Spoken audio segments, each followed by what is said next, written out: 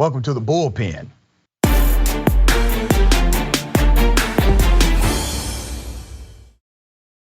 Because yesterday I had a guy on the Bullpen who was so insane that I had to kick him off my show, Pastor Jesse Lee Peterson. I am not going to have a debate on this show today. I'm going to bring you a treat to make up for the disaster of yesterday. And I got my big homie, there's no debate. We agree on almost everything, and we A-Town down, my friend Killer Mike. What up, Killer? All right, what's up, man? Jesse Lee Peterson was on here yesterday. Oh my God. You got it. I'm gonna send you the YouTube clip. It literally, I kicked him off the show in like 3 minutes because he got horrible fast. I didn't think he'll get that horrible that fast. But I'll send you the link. If you ever want to see something funny, watch, I think it's DC from 85 South did his show. I saw it. No, I saw that interview. He clowned him. I mean, he turned the table on Jesse. It was funny. He acted like a bad kid in middle school with a substitute teacher who didn't know what to do. It was amazing. It was, man. But it's good to see you. So I see Uncle Jesse at the barbecue too, on the other side, but I don't know about to really go. There you go, right, exactly. Good to have you on the show. We only have a few minutes, man. Let's get right into it. You are so well known, not only for your entertainment, your rapping, but also, that's what I'm talking about, mobilizing, energizing, being on the right side of issues. And you have influenced so many people in the entertainment world and beyond to actually take their platforms more seriously to become advocates for social justice. Let's talk about Black entrepreneurship, something that you're big on as well. Right now you have legislation being stalled that could help Black businesses. You have policy discussions not being had because of the gridlock of our current politics. But let's talk about the reality of the Black economy and how a better Black economy is really a better economy for America. Yeah, even I said that. I think in Bloomberg possibly with Leanne who had but I said that, and the head of the feds in Atlanta said the exact same thing. A stronger Black economy lends itself to a stronger, greater economy. So when people hear people supporting Black biz, things of that nature, don't think it's exclusive of you, it's inclusive of you.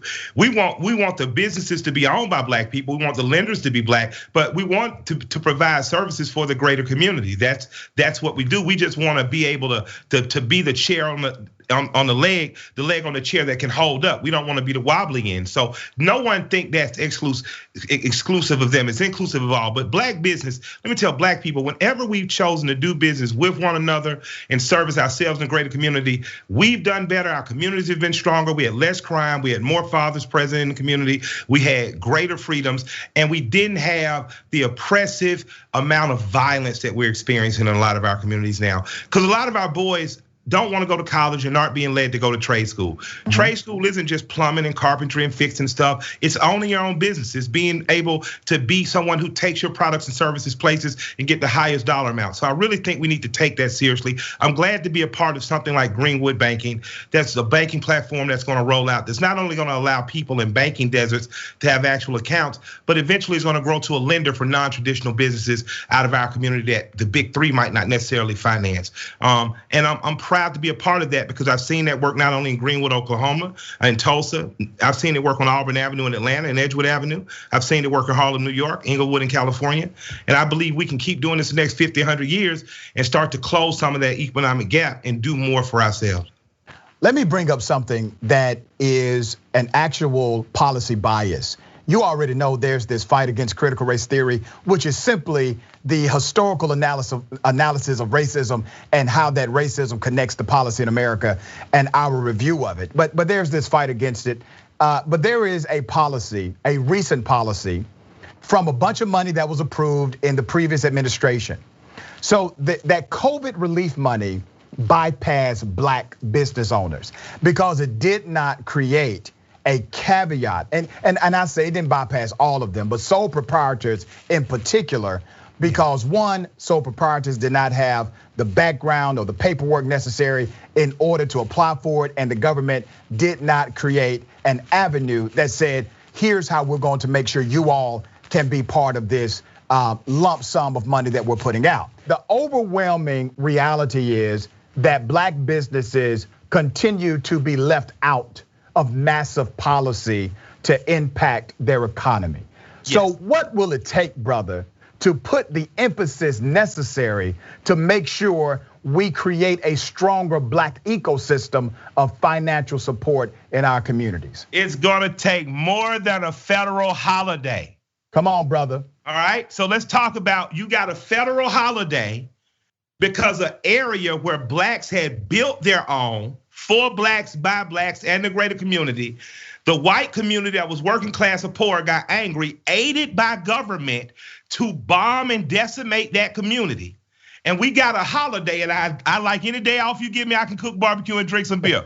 But we are due more, and what we are due are land grants. We're due government done compete clause contracts, which we already have a provision for, and black democratic cities are not honoring those things in the way they should. And the federal government, the people you just got in the government, Joe and Kamala owe you something, and they owe you more. The people under the gold domes and representatives owe you more than a damn holiday. And I appreciate the day off now. I'm definitely gonna barbecue and I'm gonna sip some Hennessy.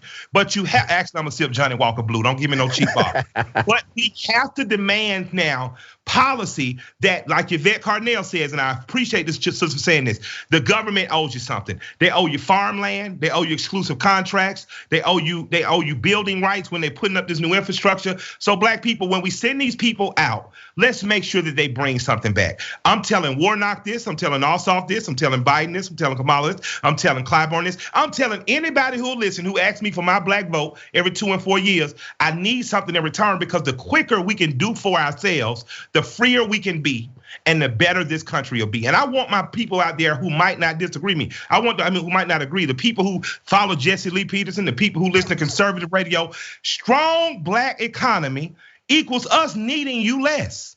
And if we need you less, this whole country can start to grow in a better way. While kids will be better educated, will be better funded, your grandchildren to have something provided for them. So I implore all Americans to make sure that the black community is strong economically, so that our greater community can be by proxy. And in matters of critical race theory, my grandmother had a better word for it: the truth. Come on, Just brother. teach kids the truth. Come on, brother. Teach that. I got criticized by a bunch of Democrats, by the way, when I said we don't send politicians to DC to give us holidays. Now, It's a good holiday, but that's not the goal. And it becomes antithetical to progress when you believe that you are winning because you got a holiday.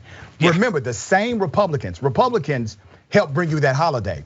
These same Republicans that help bring you that holiday are anti the John Lewis Voting Rights Act. They're anti-HR 1. They are against the George Floyd Policing and Accountability Act. They are adversarial to the reparations study, HR 40. They are against every policy aimed at progress for black and brown and disenfranchised communities. They do not get a hero cookie because they passed their holiday. As I said, I agree with you, brother. It's not a bad thing, but it's not the goal. That is not the agenda. And I'm gonna tell you this. Don't just look for the people who loudly against you. Look at the people who silently don't support you when it's time. See, because a lot of them silent people, you sit in the office. And then when it comes time to give you something, well, we didn't have enough across the aisle support. That's not why I sent you up there, sucker. I sent you up there to bring something home to your district.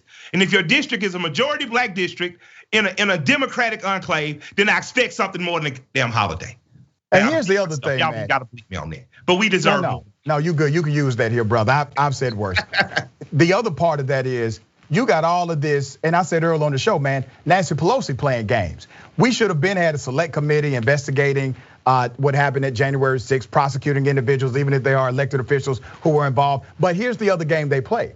They start saying we need to have a bipartisan way forward for the sake of bipartisanship. Well, those cats you work with did not elect you.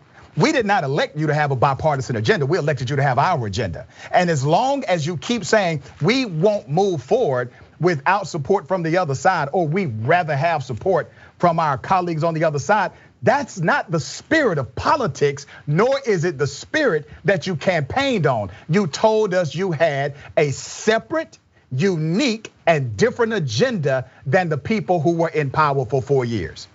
When I show up with the bullet section, I'm with Rashad. I just want y'all to know that. I'm gonna let him do all the talking.